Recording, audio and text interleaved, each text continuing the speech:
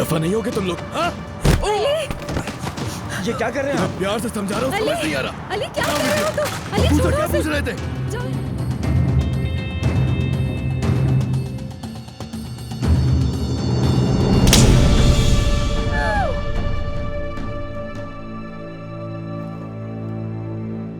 लेकिन मैंने तुम्हें बेगैरत, अच्छी तरबियत से आरी, बेहुदा और बेशर्म नहीं बनाया था।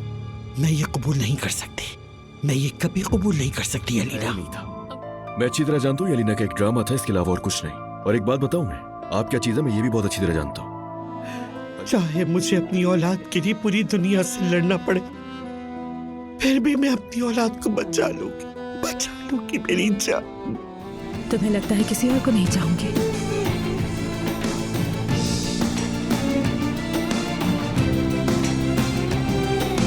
मोहब्बत बदुआ बन गई है।